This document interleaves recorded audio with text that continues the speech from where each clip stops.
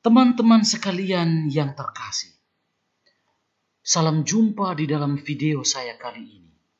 Di dalam video saya kali ini, saya mau memaparkan tentang sejarah para penguasa kerajaan Adonara. Banyak generasi muda dan anak-anak hari ini tidak tahu pasti mengenai para penguasa kerajaan Adonara. Video saya kali ini mencoba memaparkan cerita mengenai para penguasa kerajaan Adonara tersebut.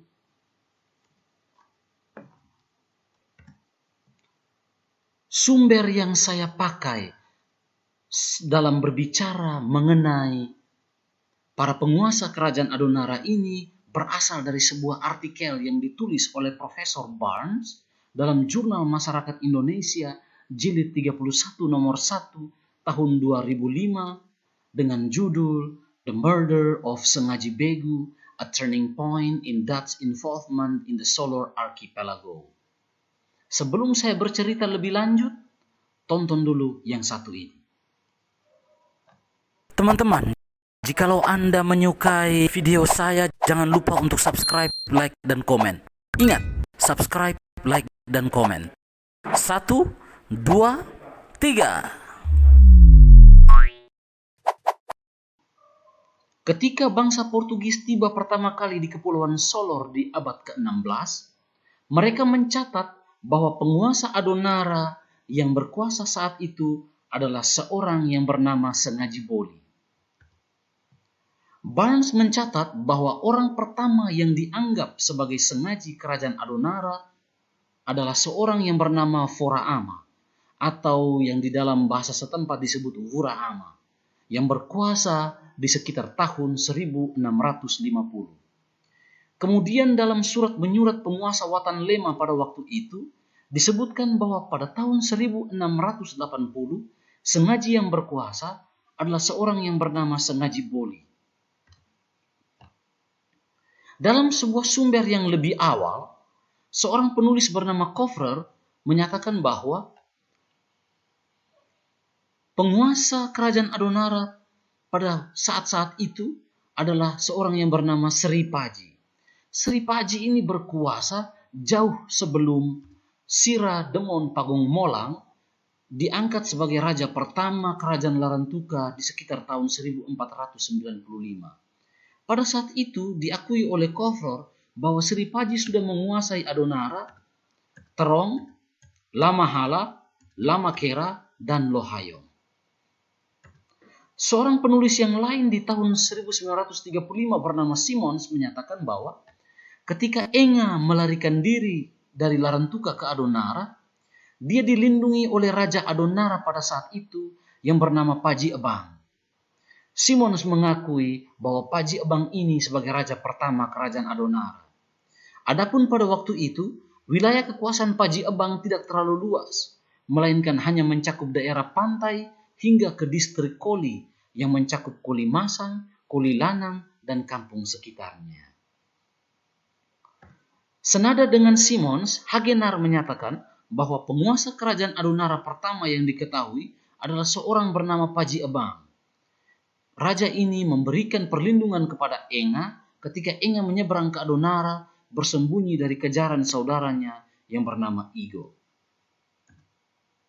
Patut diketahui bahwa di mata para penulis barat, pembentukan kerajaan Adonara dan eksistensi kerajaan ini di masa awal kehadirannya syarat akan dikotomis historis, sosial, budaya, dan politik yang hadir di antara kerajaan Larantuka dan kerajaan Adonara. Persaingan di antara dua kerajaan besar ini menyata di dalam peperangan dan perburuan kepala manusia. Di dalam intrik persaingan politik di antara kedua kerajaan ini di masa awal, muncullah seorang yang sakti bernama Laasan yang merupakan menantu Bedadérang. Orang ini menyelamatkan penguasa Tanjung Bunga pada waktu itu melalui jalan laut, dan sebagai ungkapan terima kasihnya, penguasa Tanjung Bunga ini memberikan diri dan wilayahnya untuk tunduk di bawah kekuasaan penguasa Adonara.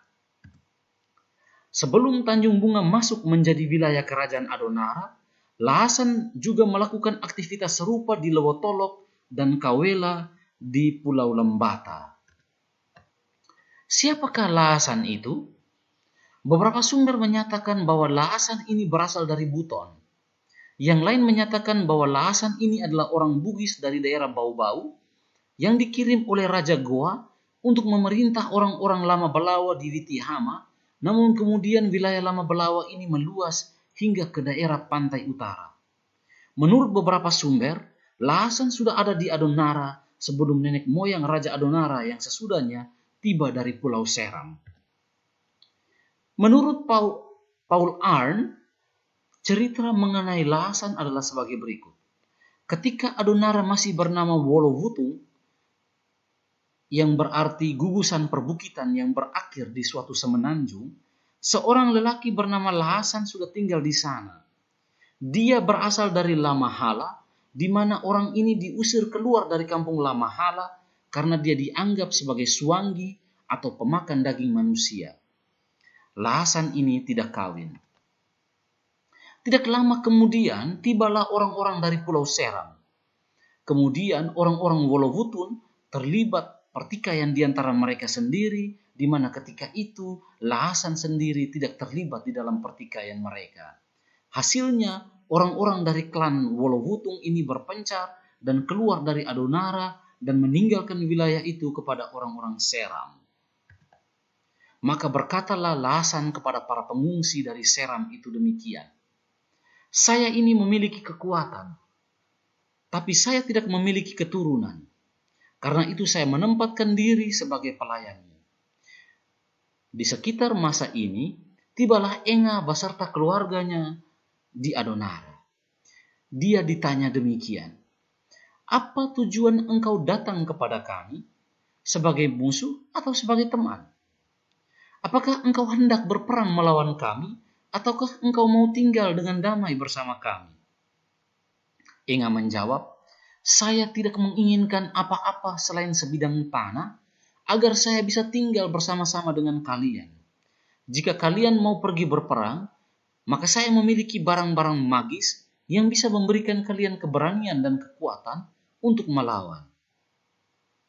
Dimanapun kalian menang dan apapun tanah yang kalian dapatkan, semua itu adalah milik kalian. Kami adalah bawahanmu. Maka semenjak hari itu, Enga tinggal bersama orang-orang Seram itu.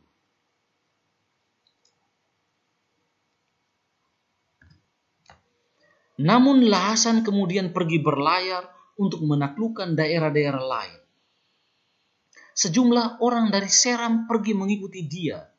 Dimanapun tempat dia berlabuh, Laasan menunjukkan kepada para penduduk di situ daerah mereka maupun kawasan di sekitarnya, dan dia meminta mereka untuk secara sukarela menyerahkan daerah itu ke dalam kekuasaannya. Dan orang-orang di situ pun menyerah secara sukarela karena mereka tahu bahwa Laasan adalah pribadi yang kejam dan sakti. Dengan cara demikian, orang-orang Seram memperoleh Lewotolok di bagian barat daya Lembata dan Kedang di sebelah timur Lembata. Sebuah tradisi yang lain menceritakan bahwa penguasa Adonara pertama adalah seorang yang bernama Sililan Sengaji atau yang disebut Jowelitadon. Nama Sililan Sengaji itu sendiri sejatinya merupakan perpaduan 3 gelar yang merujuk pada 3 tempat. Sili adalah gelar pemimpin dari Ternate, Lan atau La adalah sebuah artikel yang melekat di awal nama para pria di daerah Sulawesi Selatan.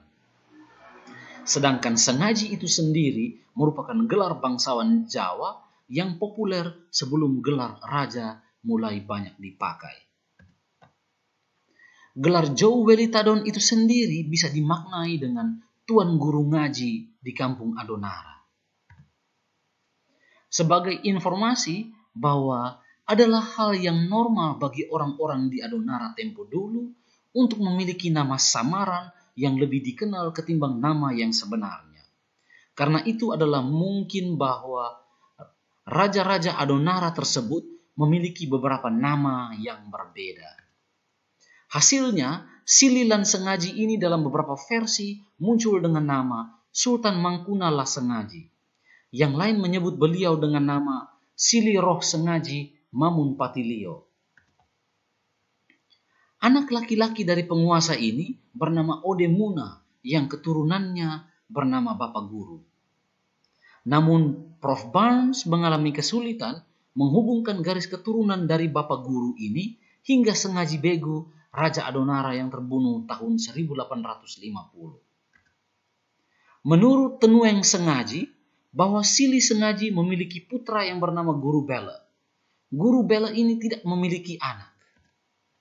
Kemudian ia pergi ke Betawi di bagian utara Jakarta, dan di sana seorang guru memberinya sebuah botol minyak yang beliau bawa kembali ke kampung Adonara. Setiap hari Jumat, Guru Bela mengoleskan minyak tersebut di dahinya dan di bagian pusar perut istrinya. Hasilnya, ia kemudian memiliki 7 anak laki-laki dan 7 anak perempuan. 7 anak laki-laki yang dimiliki Guru Bela adalah sebagai berikut. Yang pertama bernama Joe Tutu Aman, yang kedua bernama Pelan Peni Aman, yang ketiga bernama Setu Bota Aman, yang keempat bernama Begu Tutu Aman, yang kelima bernama Usen Bota Aman, yang keenam bernama Kamba Nuba Aman, dan yang ketujuh bernama Pala Bota Aman. Adapun 4 dari 7 anak perempuan Guru Bela adalah sebagai berikut. Jeleko Eko Ina, 2 Goran Ina, Sili Goran Ina, dan yang terakhir bernama Gehak Goran Ina. Joe Tutu Aman kemudian menjadi raja namun tidak memiliki anak. Joe Tutu Aman kemudian diganti oleh adiknya yang bernama Begu Tutu Aman, yang di kemudian hari diganti oleh saudaranya yang bernama Kamba Nuba Aman. Menurut Haji Mukhtar Lebu Kelakekei yang masih bersaudara dengan keturunan raja, ada 7 orang anak laki-laki keturunan Guru Bela. Mereka adalah Kamba Nuba atau yang biasa disapa dengan nama Ama, dan yang kedua bernama Begu Tuto Ama, yang ketiga bernama Pelan Peni Ama, yang keempat bernama Sira Ipe Ama, yang kelima bernama Setu Ketu Ama, yang keenam bernama Kelikat Ama, yang memiliki nama religius sebagai Silipati Mangun Ama dan menetap di Lewotolok Lembata, dan yang ketujuh bernama Joe Boli Ama. Namun dari beberapa sumber lain mengatakan bahwa anak tertua dari Guru Bela adalah Kelikat Ama. Sampai di sini ada semacam keterputusan yang dianggap oleh Profesor Barnes sebagai sebuah diskontinuitas genealogis dari Kamba Nuba atau Kelikat Ama kepada Begu Ama. Begu Ama itu sendiri dibunuh pada tanggal 28 Juli 1850. Ketika Begu Ama meninggal, maka posisinya digantikan oleh Pelang. Dan setelah Pelang, posisi Raja Kerajaan Adonara digantikan oleh Joe. Dan setelah Joe, posisinya diambil alih oleh Kamba Begu. Dan setelah Kamba Begu, posisinya digantikan oleh Bapak Tuan. Setelah Bapak Tuan, posisinya ini kemudian diambil alih oleh Arakian Kamba yang berkuasa hingga pada tahun 1930. Dan setelah Arakian Kamba ini meninggal, dia posisinya diganti oleh Begu yang juga dikenal dengan nama Bapak Ana. Setelah Bapak Ana, maka posisi Raja Kerajaan Adonara diambil alih oleh Bapak Nur, kemudian oleh Bapak Kaya, dan yang terakhir oleh Kapitan yang bernama Muhammad Eke. Dari keterputusan genealogis semenjak Kamba Nuba sampai kepada Begu Ama itu, ada sebuah sejarah lokal yang dinyatakan dalam sebuah situs mengenai Raja-Raja Adonara, dan menurut saya cukup masuk akal bahwa menurut beberapa tradisi, raja yang pertama itu adalah Fora Ama atau Wura Ama, kemudian diikuti oleh Balawama, kemudian oleh Buli I, kemudian oleh Eko, kemudian raja yang kelima itu adalah Gogok yang berkuasa di sekitar tahun 1702. Setelah Gogok itu adalah seorang raja bernama Wuring. Wuring ini merupakan putra dari Buli I dan ayah dari Buli II. Setelah itu raja yang ketujuh adalah Buli II. Setelah Buli II penggantinya yang bernama Lakabela Jo. Dan setelah Lakabela Jo ini muncullah Begu Ama. yang dibunuh pada tanggal 28 Juli 1850. Setelah Begu Ama sampai kepada Raja yang ke-18, baik sejarah lokal maupun Profesor Ban sama-sama setuju pada silsilah yang ada pada mereka.